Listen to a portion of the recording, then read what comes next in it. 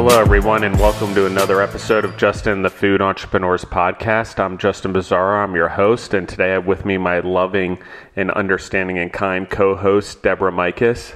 Hello. And today we'll be interviewing Karen Mills from Miss Jenny's Treats in Mableton, Georgia. How are you doing today, Karen? I'm doing well, thank you. So, Karen, tell us a little bit about how you became a food entrepreneur and your background. Okay. Let's see. So I guess it's a little bit interesting. Born and raised in Macon, Georgia. I attended Georgia Tech. I have a degree in electrical engineering.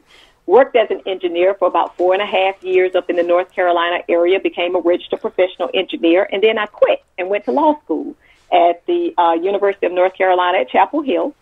I've been practicing law now for about 20 years, but during that time, when I graduated from law school, I worked for a mid-sized law firm in the Atlanta area that had about 135 attorneys. And as an associate, when I first started there, at holiday season, I was trying to figure out what things can I make for my clients and colleagues. And so got a recipe from my sister who was a nurse at the time. And I think it was from someone else that, or either pulled it off of, she pulled it off of the internet. And it was a recipe for spiced pecans. And so I made some at the holiday season for clients and colleagues, and everybody just absolutely loved them. And so every year, from that point forward, I would always make them, for holiday season. And everybody would always be like, oh, can you need to sell these, or you need to make them more often. And I'm like, are you crazy? I barely have enough time to do my legal work. And so I truly don't have time to be making these pecans more than one time a year. Well, fast forward about 15 years later, when I had my own law firm, and it was a couple of months before the holiday season, I said, everybody's been saying for years that I should actually try to sell these things. So I said, you know what? What I'll do is I will try to sell them at a flea market that is located kind of right in Macon, Georgia. It was Smiley's Flea Market. And I said, you know what I'll do? I'll put them in little mason jars, and I got a graphics designer to put together a little logo of a pecan, and she had eyelashes and boots on, and it was absolutely hilarious. And so I said, you know what? Let me think of what should I call them, because I said, you know what, I'll use Miss Jenny's Spiced Pecans, and that's what I was going to do. And then my late mother, whose name was Jeanette, I said I would do a play off of her name, so that's how we came about with the Miss Jenny's. And so when I was at the flea market, it was in December, and was calling them Miss Jenny's Spiced Pecans. It was, of course, giving samples to people, and people were liking them, but then, of course, some were hesitant, and they were like, are they hot? And I was like, no, the mixture is a cinnamon sugar mixture, but the name Spiced Pecans would make people be hesitant. So a couple of things that I learned out of that little thing going on that weekend was that, one, I need to do a name change, because I said Spiced Pecans was confusing to people. And then I said by the holiday season of 2016, because mind you, this was December 2015, I will launch a website.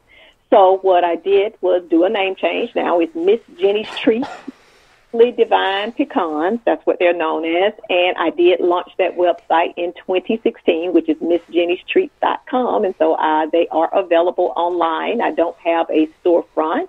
And they've been doing pretty well. And I'm still, marketing them. And I, of course, still practice law, have my own law firm.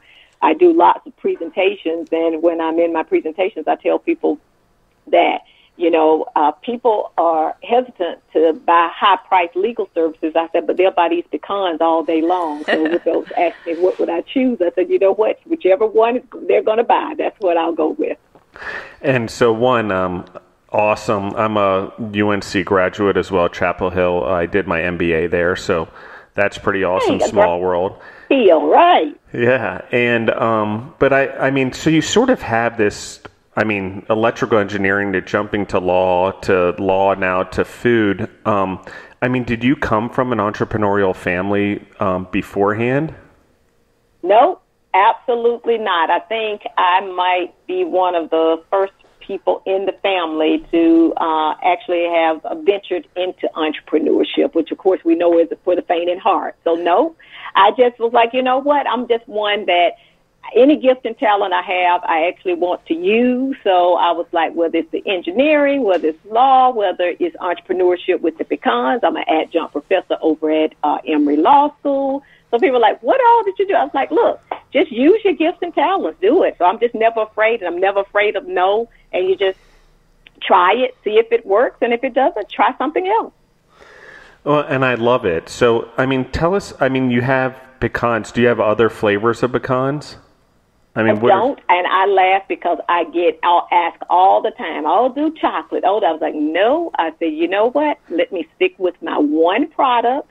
I said, because, and I have, of course, in different packaging sizes. I said, because when I do different products, of course, that means more nutrition fact panels, more ingredients, more stuff. I'm like, nope, I'll stick with what I know. And I'm like, I know there are others out here who do chocolate pecans and all the others. And so my thing is, have at it, go with them. I'm sticking with the one item that I have. So that's it. Just the Simply Divine pecans, lightly coated with the cinnamon sugar mix. So how well do you promote your website, since that's where you're doing all your sales? I mean, do you continue to go to farmers markets? I have to do I have to do a much better job of that. I am one that really old school, that I'm not doing a whole lot of social media. We do have a presence on Instagram, Facebook, but I have to do much more with respect to the posting and all. So trying to engage and actually looking for a social media marketing person right now to assist me with that. So, you know, just kind of more from word of mouth, through clients, through colleagues. When I'm doing my presentations, one thing that I have learned, because I do lots of presentations as a lawyer, because I do corporate transactional contracts and business law, when I'm doing my presentations now, instead of giving away the pens and all these other things, I actually give away the sample size packages of the Miss Jenny's treats, and I put my law firm logo on there. I was like, hey, why am I buying all these other promotional items when I can use my own to promote my law firm? And as well as when you turn on the back, you have all the information about Miss Jenny's treats. Well, I love that, and it's cross-pollination for your businesses as well as an entrepreneur, and promoting your other businesses as well. And what a perfect group. I mean, there's all the people that are obviously need lawyers. Now, what type of law do you practice? I should probably ask first before I make this statement. I do corporate transactional contracts and business law. I like to say I do everything from helping you form the entity to selling the entity, and a lot in between. And a lot in between is usually contract review, negotiation, and drafting. Yeah, and I wanted to make sure I clarified and I heard correctly, because I think in that type of law, there's corporations and people in corporations, they're always doing gifts, and they're always trying to do things during the holidays. And so that connection with what you're doing, I think, is pretty cool. Yes. Yep, I wholeheartedly agree with that, and not only with just corporations, but even the where you have the single member LLC or the sole shareholder, that they also might need some promotional items as well. Yes. So who predominantly right now is your client? I mean, is it mostly to the corporate world and other entrepreneurs who come in to utilize your legal services? Is that who predominantly, or do you have even yet a bigger crowd from like when you've done farmers markets or those types of things? It's a combination, really, because I have those that are like hotels. I'm in a few hotels. I'm actually in the Hampton Inn in Kennesaw, Hotel Indigo at Vinings, Canopy, Midtown Hotel. That's a Hilton hotel that's also in Midtown. I also vend a lot at various companies and in lobbies of the larger corporations, which I want to do more of that this holiday season. So I'm actually working on that now. I've been in like the 201 building down in Atlantic Station. I was just at the Biltmore for Mother's Day. I was up in Founders Park. So that's and when I've been there, of course, you have a lot of the tenants who, of course, coming down, and then they end up getting on the website and placing orders as well. When I'm out speaking with for law as well, and it's always such a a good point to be able to bring that up and also show the entrepreneur side that's outside of law. And I will get orders from that as well. So it's just a wide variety of clients. I mean, considering you have so many hotels and stuff, I mean, at first I was thinking you would probably have a lot of seasonality, and like at the holiday season in December, you would have way higher sales, but with all of these hotels, maybe it's more consistent. So do you see a consistent sales month to month, or do you have peaks around the holiday season? It's funny because with a couple of hotels, it is consistent, and then the holiday season is definitely a peak time for ordering, because it seems like that's when everybody somehow thinks of the pecans. And I always, when I'm out vending, and just have to make sure to let them know, they're great to go on salad, not just, as a great snack, but good salads. They're good to go on top of desserts. I mean, on ice cream, they're great to go on top of pancakes. I have people telling me, when they've given them out to teachers, and the teachers will come back and say to them as a teacher appreciation gift, like, oh, I used them, I made them use some pecans on the pancakes that I cooked. So I like to hear about the various ways that the customers and the clients are utilizing them. I mean, and as a lawyer, and I imagine, and if it were me, but so I'm projecting a little bit here, but it's like, through your experience in launching your own food business and understanding nutritional and some of the laws in food and creating a website and all that, I've got to imagine you're getting an experience in food and the laws associated with food and starting a food business that can basically apply so you can help businesses and entrepreneurs in their transactions with food and contracts, etc. Or was it the other way around? Did you have experience in it before and then applied it to your food business? No, I think it's really because, of course, knowing about contracts from the legal experience, but it's a whole nother world. I'm seeing that when I decided to go the food products route, to understand, what's required from the Georgia Department of Agriculture, just seeing so many different things that it's truly a different world. So this process has opened my eyes to a lot of different things regarding food products. I mean, because you mentioned the nutritional labels and doing one of them. I mean, I know Deborah and I, and being food entrepreneurs and beverage entrepreneurs, that the amount of work that it takes our company to do nutritional labels and the crossing your T's and dotting your I's, how hard it is. And so, I mean, you mentioned it. So you're learning as you go. I mean, is there other people out there that you've gone to? I know there's trainings and help out there from University of Georgia and things like that, or have you just gone about this on your own and learn as you've gone? Well, what's funny is some of my colleagues, legal colleagues, are the ones that will know, and they'll tell me about people that they know, like somebody that's, making chocolate, been making chocolate for years, and they'll give me the name and contact number for that particular person. And I'll just call and, ask information, especially when I was first starting out, because I'm a big one on, I like to share information with others. And I believe there are other people who are like me. I know some people are like, oh, no, I'm going to help them, because if I help them, then I might end up losing out on something. Well, I've never been like that, regardless of what I've done, whether it's engineering, law, or, now this.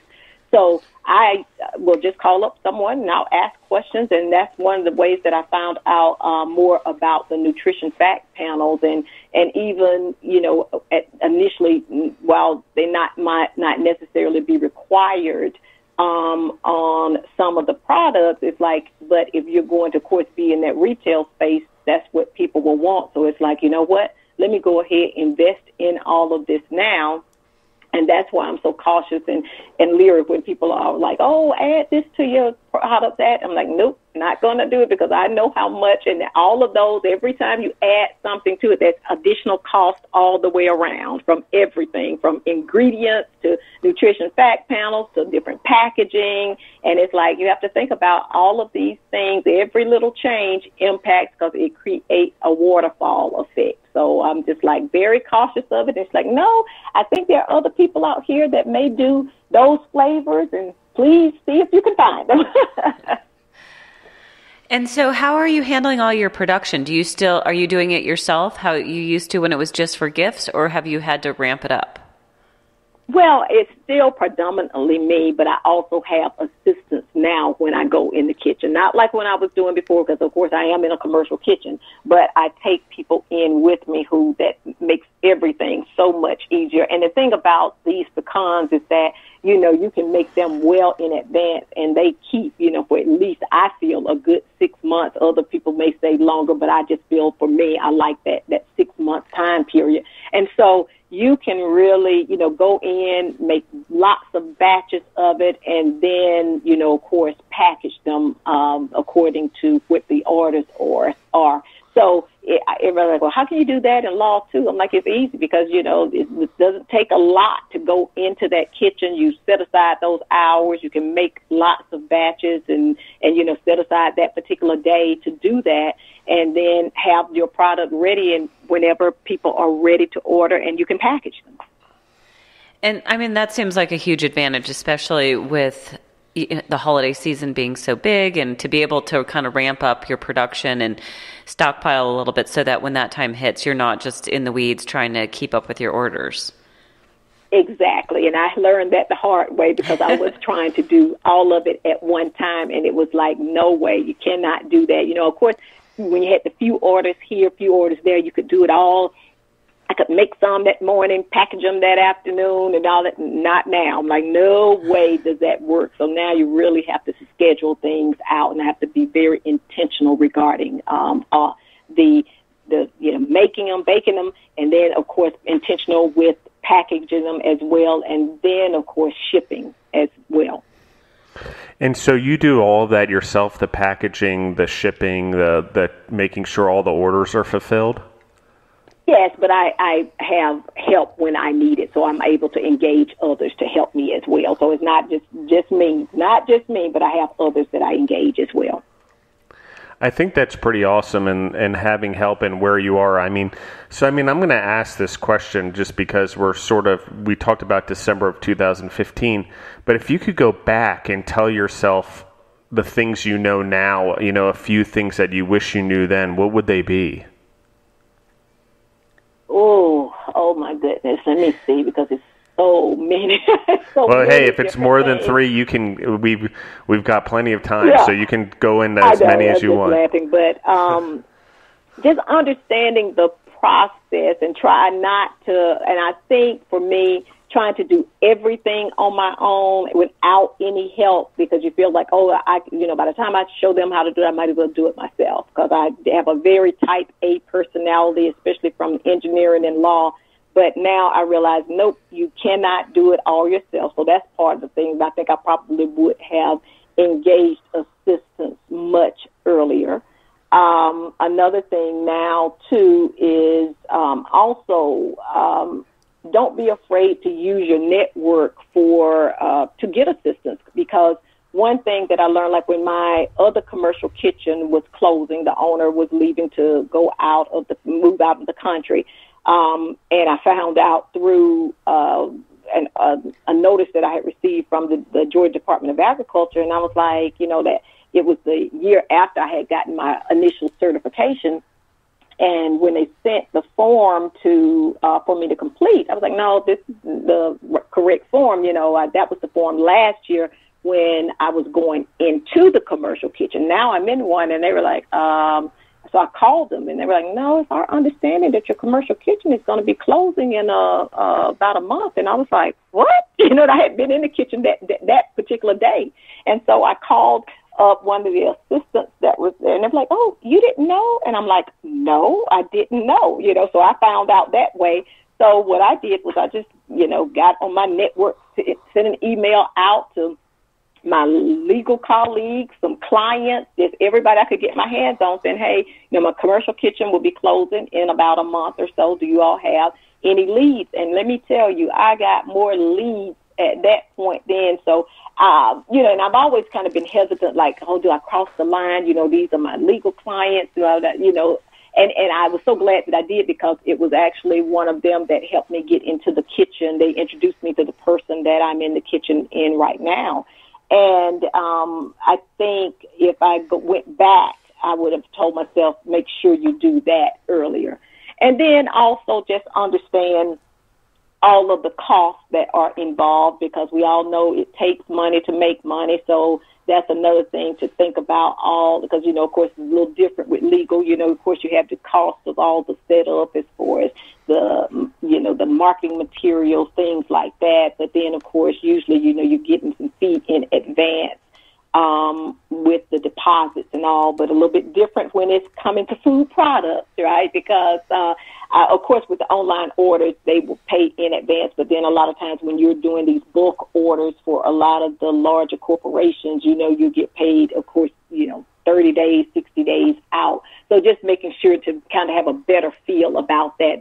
That would be another thing I would make sure to, would have told my old self as well. Yeah, I think cash flow is an important thing to mention, is because as long as that money's out the 30 to 60 days, that's money you can't use to make more product or grow your business or market your business. That money's tied up in someone else's hands. Exactly. And we actually talk about this a lot in our business. It's like sometimes people don't pay you for 60 days. It's like you're funding their business and being right. Their bank, because they're basically getting the money or a product for free and haven't paid you yet, and you're sitting there out the money. So it's a very interesting thing you have to balance. I agree with you. I think that's so important that entrepreneurs who start in any business, food, beverage, nutrition, but any entrepreneurial venture, understand the cash flow and what happens with buying product versus billing the customer, and how long the cash is not in your hands, and really understanding what that looks like. Because you can be profitable on paper, but if you don't have cash flow coming in on a basis that you can replenish and keep building product, or in this case, cooking product, on a regular basis with the money coming in, you end up in a position where you're putting more money into the business than the business is actually cash flowing, because you're constantly trying to grow with money that's not there yet. That's right. I agree. And even when I am counseling my legal clients as well, we talk, because I do a lot of contract drafting, review, negotiation, I tell them, I'm like, look, we know we can put in this contract that, of course, the invoices are due net 30, net. I said, but in reality, it may be net 60, net 90. And I said, and what are you realistically going to do with a client that you want to retain the business? You're not going to go out there and sue them, because then you are biting the hand that feeds you, right? So I was like, you need to make sure that you have something in place, and that is usually trying to have you some cash flow to be able to sustain you during that time before you receive that invoice payment. Yeah, and I agree with that. And actually, that kind of brings me to my next question, which is, just because of your background, and you're also a lawyer, and you're in corporate law, basically, and well, not basically, actually, and it's so if you had legal advice based on your knowledge for food entrepreneurs, I mean, what would some of that be? And I obviously don't give away the farm, because I still want people to pay you, but it's but sort of just an overview of like a couple things that you think are so important that food entrepreneurs, as they're starting a business, or beverage entrepreneurs, or however you want to look at it, should know from a legal standpoint when they start a business like this, now that you've seen both sides of the business? Okay, one of the things, because I do a presentation on the legal side regarding certain legal pitfalls that I see, and that it kind of goes the gamut of all industries. And one of the things about that is we are good at, when we form the entity and file the necessary documentation with the Secretary of State, in this case, the Georgia Secretary of State's office, we file the articles of organization if it's a limited liability company. We file the articles of incorporation if it is a corporation. And typically we stop at that point, right? Because one is cheap. It's usually about $100 filing fee. We've done it. But then it's so much more to it. You have your corporate minute book documentation. Do you have all of those other things in there? If you are a limited liability company, do you have your operating agreement? If you are a corporation, do you have your bylaws? And if it's if you have more than one shareholder, do you have a shareholders agreement? I mean, do you have these documents that literally are going to tell you how the company is going to run? Also, how about this? This is a big one. When I'm doing presentations, I'm asking, hey, show me that you are the owner of the company. And people will say, well, I'll have the business cards. I said, look, I can go to Staples and get business cards that say I'm the owner. I said, that doesn't prove that you're an owner. I said, really, what proves that you are the owner of the corporation is having that unit certificate if you are a limited liability company, or it is a stock certificate if you are a corporation. And that is evidencing that your ownership interest in that particular entity, whether it's an LLC or if it's a corporation. And those are items that you will find in the item called a corporate minute book, which will, of course, contain a corporate seal, so that if you have documents in which you need to sign and that you have, and it actually requires your corporate seal on there, and there are usually some top bank documents or maybe some real estate documents, you have that. You have that in your corporate minute book. And so what I find is that we're good at just stopping at that point and not getting the remaining documentation to show that we are indeed prudent business people, and that if we want to seek bank financing or we want to seek certification as a particular, like a minority entity or a woman-owned business, those documents will be necessary to complete those applications. So I hate when people stop with that, and usually it's the cost involved. That's what it is. And so what I've done lately over the last few weeks when I've been teaching and at various presentations, I'm trying to lower the cost a little bit regarding those, because I know that's a hurdle that, as I know, I'm like, look, I'm a small business. I understand as well, but I also want to make sure that you have a good legal foundation. And to me, having a good legal foundation is having all of your corporate entity formation, your corporate governance documents done when you are forming your entity. So that's one big thing. The other big thing is that I often see is that we are big on signing things and not understanding what we're signing. That blows my mind. I'm like, and then it's usually after you've signed it, then it's like, well, okay, then the problems occur. And if you come to me at that point, I'm like, pretty much at that point, all I can do is get you to a litigator. And you're usually going to have to file suit, and you end up in court, and who knows how long that's going to take. But I said, let's think about some of these things on the front end. Read the documents that you're signing, understand, and if you don't, go to someone that will be able to understand those and be able to explain them to you. I know a lot of times people are hesitant with lawyers. They're always saying with cost. I'm like, okay, now you want to get paid for your goods and services, we do it as well. But one thing that I often tell people is that when you get a lawyer, first of all, your lawyer should be your trusted advisor. So, and you should feel comfortable with what advice they're providing to you.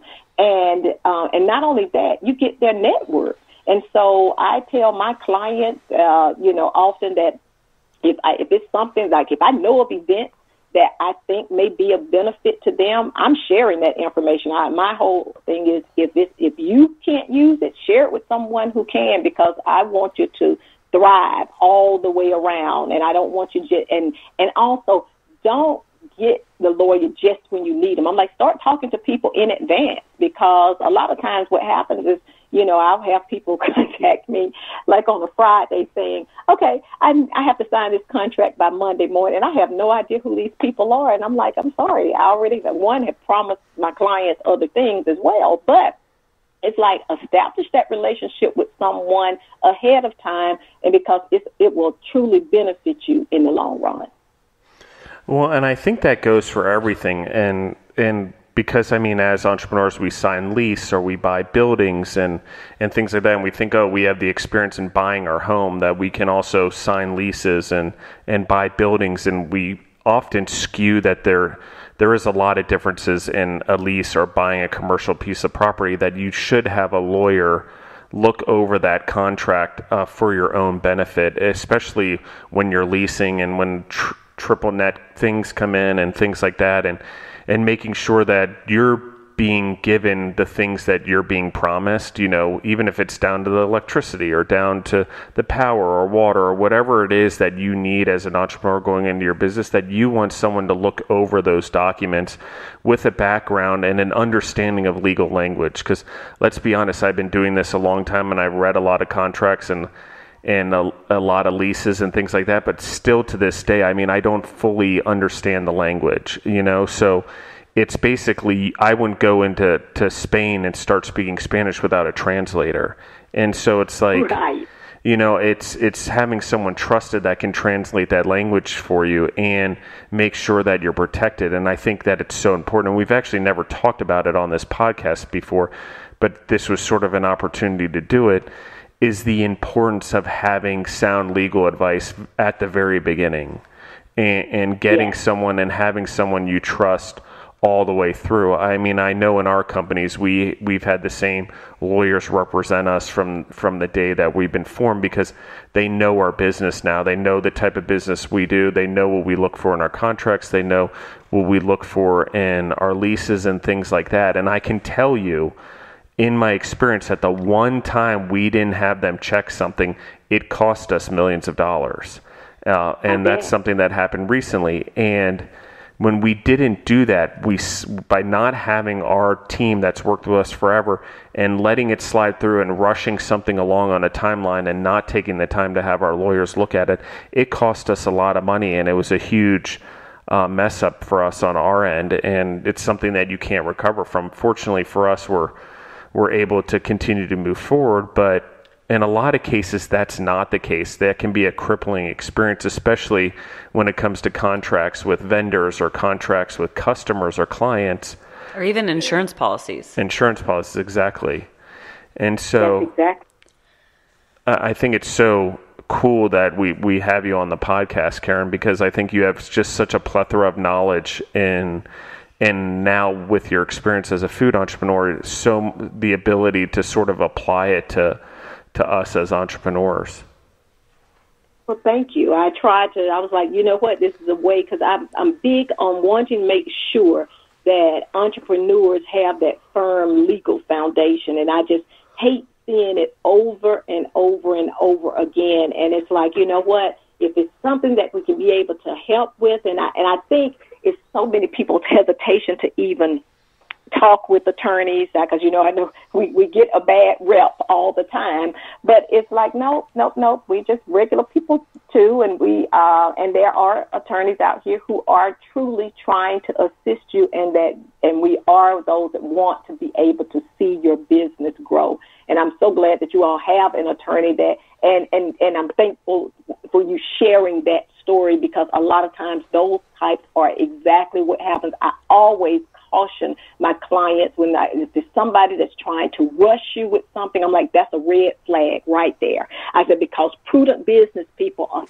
understand that, one, it takes time to have something properly reviewed, and that you have to give that other side a time to be able to get with their attorneys or whoever they're going to have reviewing it. And so when I hear people like, I got the contract today on Thursday, and they say I must sign it by 9 a.m. on Friday, I'm like, wait a minute, that's a red flag right there. And I'm like, and understand that everybody doesn't have your best interest at heart, and sometimes people are hoping that you don't review it, because then it's like after the fact, then they're going to be like, well, no, because usually there's going to be that entire agreement clause, or it's called an integration clause or a merger clause, that basically is saying, you know what, if it's not in the four corners of this agreement, we don't want to know about emails, phone calls, or discussions that you had, because at the end of the day, you signed this contract as is. Yeah, and it's like if you ever go to court, there's hearsay, but there's also that a conversation between you doesn't matter if you signed a piece of paper that says something different. So having a negotiation, none of that matters, and you can't bring the negotiation to court, because that's exactly what it was. It was a negotiation until you signed the piece of paper. That's right. So you are exactly right. So, and that's why I'm just trying to educate so many people with that. I used to, when I do presentations, I'm like, well, I want everybody to get as much information. Now it's like, if one person gets one piece of information that they can use or someone they know can use, I'm good. I'm good. Well, so, and I just want to pause for a second because we talked about your food business, obviously, and Miss Jenny's Treats, but what is your, I mean, I want to help people because I think you have a unique knowledge base in that you're doing food and you understand packaging and shipping and you're sort of getting this real life experience. It's not just I have a client who does it. You're actually doing it. Plus you're on the law side practicing law. So how, if a person is an entrepreneur, a food entrepreneur, beverage entrepreneur, or any entrepreneur for that matter, wants to come to you and ask for help, I mean, how do they get a hold of you and what's your law firm called? Okay, so my law firm is Mills Law, LLC, so Mills Law, LLC, and the website for it is millslawllc.com. My email address for the law firm is Karen.Mills, Karen .Mills at millslawllc.com. So it's Karen.Mills at millslawllc.com. So that's the way they can reach out to me for law as well. And so I want to sort of dive a little bit more into this, but what are some of the experiences, hardships that you've had as both a food entrepreneur and as a legal entrepreneur? I think like you see things in twofold. So I like it that we're telling the story a little bit different, but what are some of the hardships that you've had, I guess, being an entrepreneur in both arenas that you are an entrepreneur in? Oh, I think in both. The biggest thing is I always say, you know what, when you have clients, you're looking for clients. When you don't have clients, you're looking for clients. So it's all about the client and customer development all the time, you know, and I think a lot of times people don't realize that. I'm like, that's it. That's what you have to do, and you have to do it all the time. And I'm like, and that's been the most frustrating thing on the legal side as well as with the food products, because you're always looking for those customers and clients, and then you're looking for a particular one. Like with law, I want folks who need legal services and can pay for them, not an or, but and can pay for them, right? And then on the food product side, I'm realizing too, you know how you think, like for instance, I'm like, oh, I want to be in the airport. Well, you know, I'm going through a little process right now, and I'm realizing, like, wait a minute, I'm not sure if it's going to work pricing-wise to be in the airport because I don't think I have enough volume to give the kinds of discounts that they would need in order to be able to make the profit margin that they would want. So it's like, you know what, but it's also part of that growing process and the lessons learned that, you know what, those are the kinds of things that help you eliminate, like, well, you know what, that may not be a target audience for me. You know, you hear other people telling you, oh, you need to be in the airport, you need to be there. But then when you start looking at the numbers, it's like, may not necessarily be the right thing at this time. So then you see, and then on another note, I just got a big order from another company here that, and it's more promotional marketing items where they're like, you know what, we want Georgia products, we want our logo on there, and it was just an excellent sale. And I worked with the folks there, and it was just such a pleasant experience, and where I realized, you know what, I need to really focus on this promotional marketing side of the Miss Jenny's Treats. So those hardships, one is just understanding about client development and customer development all the time. You're always trying to get price points are always something, because, you know, on legal as well as with the food products, because you want to price to where people want it, but you also have to realize that, wait a minute, I have to make a living too. And I often tell people, because you would get people like, whatever, you need to charge this, you need, like, wait a minute, I get to choose what pro bono work I do. Nobody else chooses it for me. And I was like, and so you have to stand firm on that as well, because sometimes, and what I've learned too on both legal and with the food products, that, you know, you have to give some services sometime, of course, before you may be able to get a lot. But I also realize it's up to me to choose those, and I don't let people choose that for me, because I love that people want you to do your presentations. They want you to do everything for free. And I'm like, I understand that to a point, but it's like, you know what, I have to have that fine line where it's like, wait a minute, because I'm spending, because with the legal side, all I'm doing is selling my services, right? And then, of course, with the food product, I actually have a product, but a lot of times with it, you can talk about how great that food product is all day long, but until somebody tastes it, that is it. So a lot of times with that, you're having to give out samples, and you talk to other food entrepreneurs, and they're like, yeah, we're having to give out so many samples, but I also understand that is part of the process as well. So those hardships of trying to understand, about the client, customer development, understand that you're having to give out a lot of things, and then just trying to find those right customers and clients who are willing to pay for your services, because sometimes they aren't. They're like, oh, I can find this cheaper somewhere else, or I can find that. Yeah, you may be able to find that somewhere else, but it's not the one that I made, or it's not the services that I am providing. So you have to become confident in your services and not get jaded and get so concerned about what everybody else is doing. Because one thing I have learned is that, when you talk to others and you find out what things work for them, it's like, you know what? Everything works. The key is you have to find out what works best for you. No, and I agree with that 100%. And I agree in that also that you have to give stuff away. And actually, we co-package a lot of products. And it's an interesting scenario in that, obviously, we're a for-profit business. But people come to us and are like, okay, we need you to make a pallet of X, and we're going to give it away as samples. And then we're like, okay, well, here's your price. Well, they're like, well, what do you mean this is your price? I'm giving it away. And I'm like, no, you're giving it away. We're not giving it away. But it comes back to what you just said, is it's finding people that you want to work with that, A, value your service and value your service enough that they're willing to pay for it. But not only are they willing to pay for it, but they can pay for it. And that's one of those things where there's so many people out there that jump in too fast or don't have the financial wherewithal or want to grow too fast in a business, and they kill themselves financially before they've ever started. And I think it's to the point what we just talked about, which is, if you're going to start a business, get legal advice. But if you're also going to start a business, get an accountant or someone that you can have. I don't care what your background is, even if it is an accountant, get someone else to help bounce information off of, because there's ways and cash and the way things move and running a business that's so important. And I don't know, I got to tell you, we've had our fair share of people that even though they looked like they could pay and they were willing to pay, you still have to chase them down at the end of the day. I mean, there's some days where I'm like, are we professional bill collectors or are we in food production?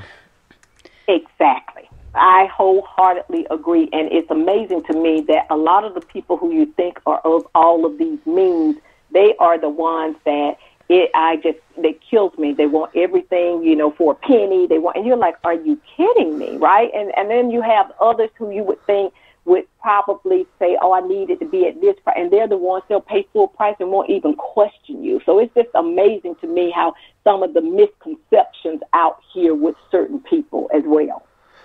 Yeah. And I think, and to take that a step further, I mean, a person that comes in, they may have done well at being a business person or whether, but again, I've done well, but I don't understand law per se. I mean, I have the basics from experience and all that, but I certainly don't speak the language, nor do I want to go negotiate contracts from a legal standpoint or try to rewrite something. I can make suggestions, and Deborah does a great job at this in reviewing contracts, but we still have to have it overviewed. And a lot of the times you're right, the people that look like they're financially sound and do well, they're often the hardest to deal with also. So there's this weird balance you have to find, like, okay, well, if I'm arguing over every penny, I'm spending way more money and time than just producing the product for you. So, this is a little bit of a thing. And then there's the people that, are just willing to pay for it, that value the service, that value a partnership. And I think that that's an important thing to what you're saying, is that don't look at it as your lawyer is works for you. They're your partner. And like you said, there's someone that can give you sound advice. And don't look at your accountant as someone you're paying and they need to do what you say. They are your partner. So when you look at it that way, I think the transaction of money looks a little bit different. It's obviously paying for a service, but it's also you're doing it in a partnership because you're both benefiting. And I think that's exactly so important. Right. And it's to me, when you say that, because you hit it spot on.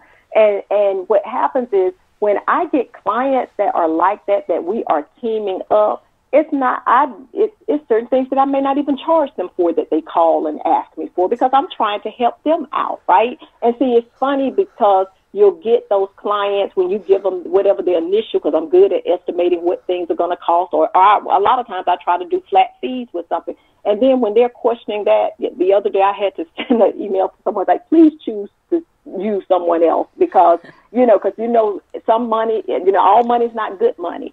And because one thing I realized with folks that are like that are questioning up on the front end, they're just a nightmare, and it would be a disaster to work with long term. But what that particular person fails to realize is that, you know what, your attorney should be your trusted advisor, and that you don't even understand all the other benefits that you may receive. Because just like I told you that, if I know of events that I think may be a benefit, I'm sending out emails to folks saying things like this. Or if I have clients that it may be some synergies there where they could partner together, I'm making introductions to them. I mean, and then if you have other issues, you might have an employment law issue, you may have litigation, you may have a trust and estate issue, then I have other colleagues who, of course, I'm going to make referrals to you too, and that means you don't have to try to find someone like that. So it's just like, when I say you're getting an attorney, you're getting their network as well. Yeah, and actually I want to talk about this because I think this is such an important topic, and Deborah and I talk about this a lot, is that often people think the squeaky wheel gets the grease. And while that may be true, the longer you're an entrepreneur or the longer you're in business, the less grease you give. And there's this weird thing that happens is when you're in a partnership and there's gratitude that's going both ways, and the attitude is positive to promote each other and help each other. And, if I'm referring people to my law firm that we work with, and the law firm's also referring to other food customers that they work with to us, then there's this relationship and trust and gratitude, and you're more willing to give things away, and you don't go through bills with fine-tooth combs, and there's a little bit of a trust that's built. And I think it's so important that there's a mutual trust that we build as entrepreneurs with each other and with our advisors in our life. But when we have someone that's constantly at us, that's constantly demanding more, one, we're more in tune of making sure we catch every penny because they're demanding so much time. But we're less likely to give something away or help them out when they need help because they're already so demanding. And, we talk about it like at the end of the day, we may spend just as much time with both, but perception is a huge thing. And when someone's demanding of you and making you feel like it's not a partnership and pushing on you and pushing on you and pushing on you, you're like, why am I doing this? I don't need this stress in my life. I could find someone else that wants to be a partner with me, and I can do their production. Why take up square footage in our facility for this person when we could give it to someone else and make just as much money? And the beauty of it is we have a choice. And I think anyone out there who's really pushy with certain things, and don't get me wrong, I can be pushy sometimes. But I try not to be. I try to make sure everything goes to a partnership. But the relationships are so much better, and when trust is there and honesty and openness, and often you end up with a better deal. And it's something that a negotiation is a funny thing. Everyone's trying to get more, but I think if everyone went to a negotiation, just straight up said what they wanted or what they needed, there's a way to match it. And I'll refer to my UNC MBA days. Is they give the example of, in one of my negotiation classes, of an orange. And two little girls are arguing over an orange. And the mother's like, okay, well, you both, here, I'm cut it in half and gave both girls orange. Well, it looks fair, right? And it looks equal. But in reality, it wasn't, because one girl actually wanted the flesh of the orange and the other girl just wanted the peel. And so they both could have benefited. I love it, because on one of the slides of the presentations, because like I mentioned, I'm an adjunct professor over at Emory Law School teaching contract drafting, and that exact scenario, when we get to the negotiations class, that is it. One who wants the peel and one who actually wants the flesh. So I just laughed when you said that, because I'm like, we use that in that class, but you are so right about that. And understand, and I always tell people, when I find people are hesitant to, they say, put things in writing. We just work on a handshake. And I'm like, are you kidding me? I said, let me tell you something. Anybody of integrity never has a problem putting what they say in writing. And I said, just remember that. And I said, so when you are afraid to ask the other side about something, or you're afraid what their reaction is going to be, I'm like, that should be a red flag to you, because if you are of integrity, if I mean what I say, why would I have a problem with putting it in writing? No, I agree with that 100%. And I think that goes for personal relationships too. It's an interesting thing of what people say over the phone versus what they write in emails. And Deborah and I talk about this a lot too. People give words a lot, but their actions are actually what they deliver. And I find that when someone says, "Oh, a handshake and you can trust my word," I've got to tell you, about 9 out of 10 times that I haven't been able to trust their word, and having a contract or something to fall back on that they can actually be held accountable for is important. And actually, I'll be honest, I need to be held accountable also, and as a company, and we need to, because sometimes we say things or we do things that don't actually pan out properly, and you don't want to be held accountable for that. You need to be held accountable for what actually is deliverable. Like, we can bring in a customer and we can start a conversation. We can do testing and we'll be like, oh yeah, we can do it that way. But what happens? We actually go to test the product and we can't do it that way. We may have had another product and we said, okay, we can do it that way because it is that way. So, I'm more careful with my words, obviously, as a company. But you want to make sure that at the end of the day, the contract determines how that relationship moves forward legally. Exactly. And it also, I tell people, because I have somebody call and they start talking about the contract, I'm like, wait a minute, let me pull it up because I'm doing hundreds of these and I cannot remember. I can remember my own for me. So I was like, let me pull it up, let me review it, and let's make sure we're all on one accord. But it's a good document to be able to help you remember, because I'm like, it's hard to remember. I'm like, I can barely remember almost one day to the next, so let alone what was in your contract. And I'm like, that's what a contract is there for, to remind you what those terms are. And they also good to be like, you know what, when you're thinking about entering into another one with another customer, another client, it gives you the framework to where you don't have to try to reinvent the wheel. Like, you know what, this is pretty much similar to client X. So you know what, let's use this same one here. It just kind of helps put things in perspective. So I'm like, contracts aren't bad. I'm like, they are very good tools to help us remember what goes on. Also helps us try to put things in the future, put things in place in the future, and just kind of reminds us of who's supposed to be doing what. And, if I said you were supposed to be doing items A through J and then I'm doing K through Z, then that's fine, at least because I'm like, we talked about it maybe 2 months ago, but now let's see. And if we have it in writing in the contract, we know who's supposed to be doing what. So it just helps everybody stay on one accord about it and just be of integrity, I believe. Yeah, I think that contracts are such a great tool too, as when you are talking with, like for us, when we're talking with a new client, it's kind of a great outline to go through each of the terms. And sometimes, some of the conversations can be a little bit awkward. Some people aren't totally comfortable talking about money or whatnot, but you can talk about all the different terms, from the process of it being produced, to the procurement of the product, to the shipping, to the payment terms, to all the different things, even who has what liability and at what point does each person's liability start and stop. And it kind of really gives everyone a really clear roadmap as to what that relationship is going to look like. And I think it makes it so that you can have a much healthier relationship going forward because everyone's on the same page. I think most of the time that conflict happens is there's a misunderstanding as to who was supposed to do what. And so if you can clarify that from the get-go, I think you're really solidifying that relationship.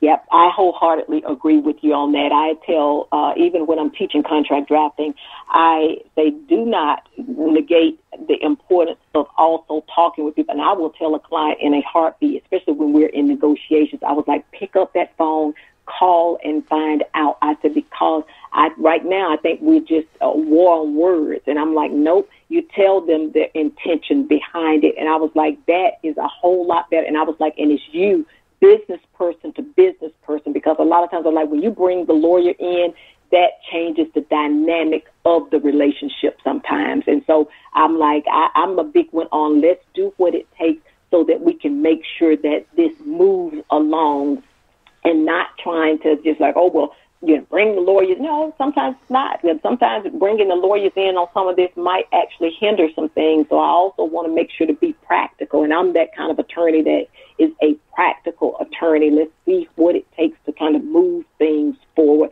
And I also want to make sure, and I tell people too, hey, you paid me to be the bad guy. I said, so sometimes when I'm sending over this document that I've redlined and marked up like crazy, I said, you tell them your attorney did this. Let me be the bad guy. I'm like, that's what you're paying me to do. And if it turns out that they aren't happy with all of those particular revised changes, those proposed changes, then you say, that was my attorney that did it. Now let's see which ones that we are going to agree upon. And I'm like, in that way that you save face with your business counterpart and you let me be the bad guy. And I'm good with that. Right. I think those red lines too are helpful, right? Because contracts can be written in various ways. And a lot of times people are like, oh, I want to be the person to draft, because they get the opportunity to kind of maybe angle it their way. And I think that when people are redlining contracts, a lot of times it's just trying to find that center point where it's going to work for both parties. And while maybe that first draft of a red line takes it back the other direction, I feel like it's a conversation of like, maybe a part doesn't work for someone, but that just needs to be articulated and then figured out how to be put in writing so that everyone's kind of getting what they want back to the oranges again, right? Back to the negotiation of, well, maybe one person wanted one thing and the other person wanted the other. And we're making assumptions about what the other person wants when we take our first draft.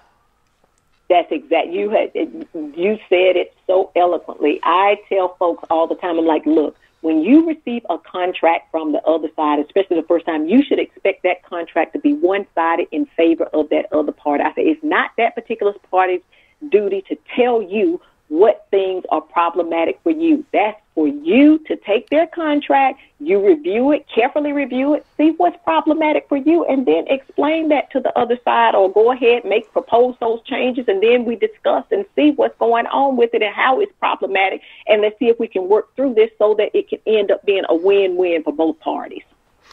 Well, and one of the things that I think is interesting, and we do this as a company now, we have a lot of people come to us, and we actually, after our initial conversation, we put out there that we should sign an NDA and a non-compete, because it was surprising how many people came to us and didn't ask for it.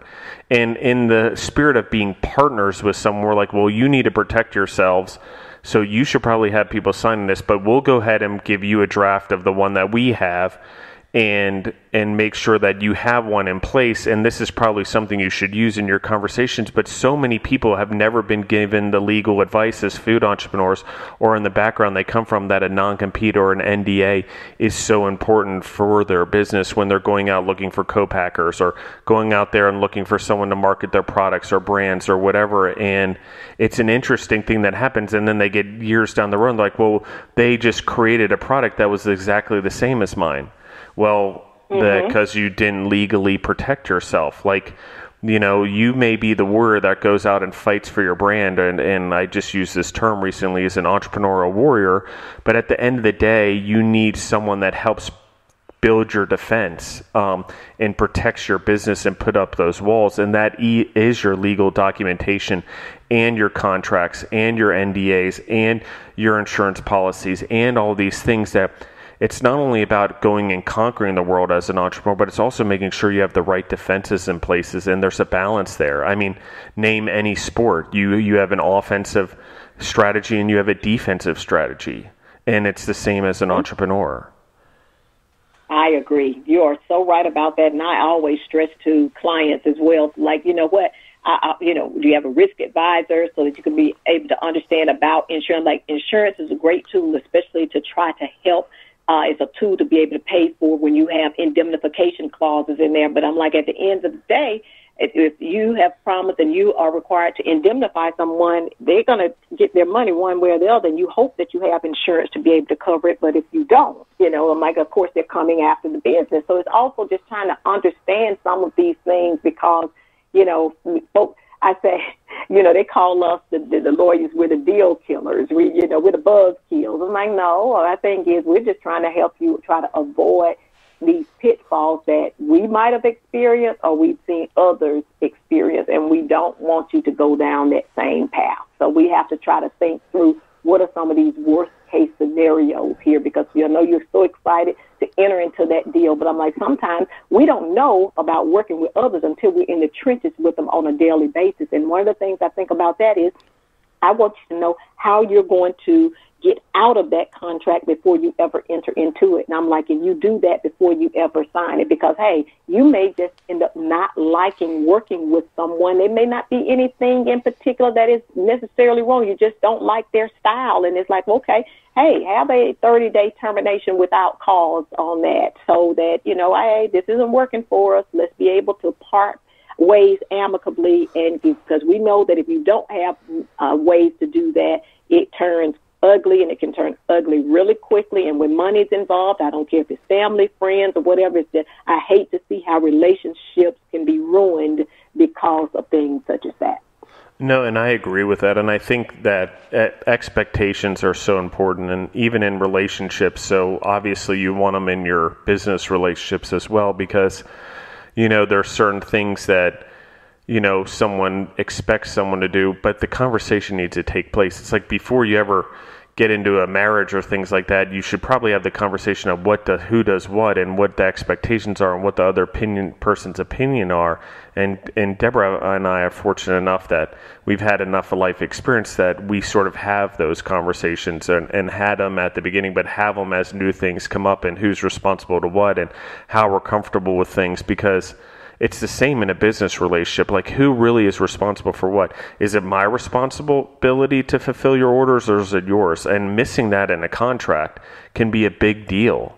Like, it can cause a lot of problems. And then they're like, well, I thought it was your thing. And then I'm like, well, I didn't price for it. Now I got to add it to the thing. And they're like, wait, it's going to cost me more than you already quoted me. And I'm like, well, I thought you were doing the fulfillment. So you're right. It can quickly spiral out. And the exit strategy, I think, is important in business, and that if a relationship changes, that there has to be a way out that suits everyone, that doesn't take years upon years of legal problems or 4 years of being in court, because you can drag it on in a court system if you're really angry and you're really resentful, and I think that's probably true in any law that there is. But in business law, I've seen it with people, is that they didn't properly protect themselves or have those exit strategies in their legal contracts, and fighting in court for years upon years and hundreds, if not millions of dollars down the tubes arguing over something that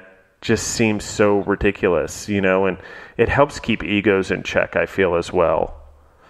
I do as well, and you are so right, because it takes the time, effort, money to be able to do that, and it's like, who really wants to do that? So that's why I'm like, let's think about some of these things on the front end as we are trying to get into this particular transaction. Let's think about these on the front end. And Karen, I'm sorry we went down such a tangent on the legal side and not more on the food. But if there's, like, I want to sort of give you the floor, and just, if there's anything that you want to talk about or share, or talk about your products or law firm or whatever, I sort of want to just give you the time to do that and share anything that you want to share, or anything that you had coming into the podcast that you had on your mind that you wanted to bring to the front. So I just sort of want to give you the floor to talk about whatever you'd like. Okay, and thank you for giving me the floor, and I really appreciate it. I don't feel like it was a tangent at all regarding the legal, because it all kind of intertwines, and I'm glad to be able to have that opportunity to share this, because I want to make sure that entrepreneurs have a solid foundation, because it's these types of things that when you don't have them, they can be so problematic to you. I know folks are so excited about entering into that transaction, that joint venture, or fulfilling that deal. But then, like you're saying, if there are key terms where you both are misinterpreting it, it can change the dynamic of everything. And what I would like for folks to do is, let's think about these things on the front end. Let's get, whether we're food entrepreneurs or any other kind of entrepreneur, these types of things, especially having a good legal foundation, is just such an important thing to do. And one of the things that I'm also going to be working on is trying to do more webinars, because I realize that people also want to be able to have access to information, and not at a particular time. Some people might want to watch them, in the middle of the night. So I'm trying to do more of that as well. And I'm trying to become more social media savvy, to understand that, people are buying services different different than they are in the past, and they're buying these products and services differently. So that's why I need to have more of a presence regarding that with respect to law, as well as my food products company as well. So I know that I'm having to do more of that. So thank you for that opportunity. With respect to the food products, I always, especially this time of the year, this is where I am reaching out to people to see where there could be places to possibly vend during the holiday season, so in November and December, of being in office buildings, because I always think that's such a great opportunity to be able to share the product, and then also to provide great gifts for others. I always tell people the Miss Jenny's treat, Simply Divine Pecans, is a great treat for yourself or a great gift for others. And I know that firsthand because that's how they came about as far as gifts for others. And it just broadened from there and blossomed from there. And even now when I am I fulfill law firms' orders, just others' orders at holiday season. And what I love is when I get the feedback from those clients saying that, hey, that person, they called me up or they emailed me about those pecans. And they were like, I've sent them other holiday gifts and I've never heard anything. And they've called me and I said, well, you know what? That just means it's a great touch point for you. And that means it's, another opportunity to talk to that client about something else and to stay on their radar screen. So that's one of the things that I really appreciate with respect to the product is getting that kind of feedback. And so, and then, of course, I need to do more of, like I say, the social media marketing to be able to just share, because I do get quite a bit of orders just from folks who, they saw the product online and they wanted to try it. And I'm always grateful for those clients as well. So just trying to get everybody. I think on the website I have contract maker and baker. Engineer didn't fit in there as well. I need to get some kind of little tag for that as well. But to me, it's just it's totally different. And I think I like inspiring people, because people are like, wait a minute, you were doing pecans and you're a lawyer? Like, yeah, you can do it all. My thing is, and who cares what other people think? It's like, well, if you're a lawyer, why in the world are you in the kitchen baking pecans? Because I can, and I have the opportunity to do so.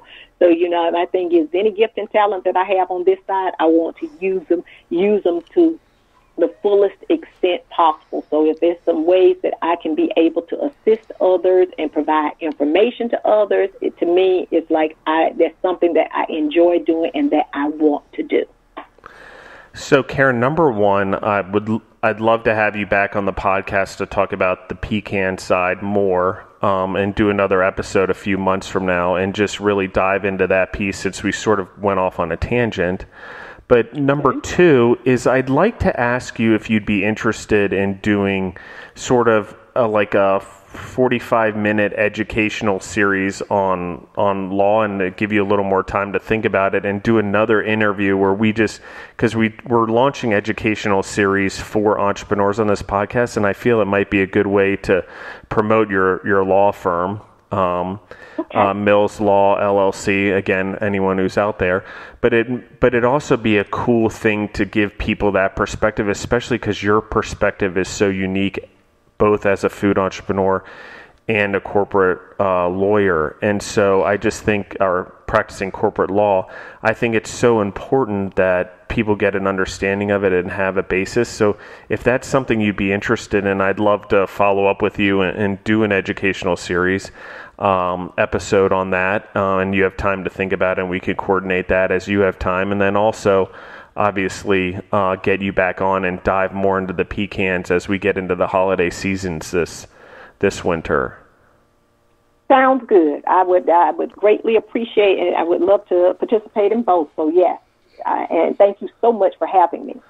Well, and thank you for taking the time to be on. And gosh, it was awesome. And this episode turned out to be so amazing, with just your plethora of knowledge over so many things, and your life experiences that have sort of culminated into what you have, which is like a food entrepreneur and a lawyer and an engineer, which is like you're the builder, the baker, and the maker. And it's just I like that.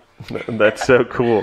And it just came to my mind. I'm like, just because it all sort of comes together. And in a way, like, being a food entrepreneur and the legal background, I mean, we talk about it on the podcast a little bit as we're wrapping up here, but you're a dream builder. And while people maybe see lawyers as buzzkills, they also keep you from ODing and dying, if we're going to talk about and use a drug reference, because lawyers help us build our dreams by giving them structure. Because as entrepreneurs, we're in the clouds. We're dreaming. We're going forward.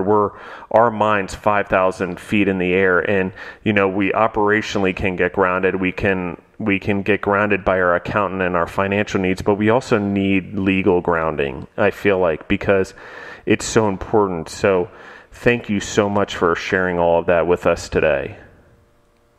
You are quite welcome. And again, thank you both so much. It's been such a pleasure to be interviewed by you. I really appreciate it.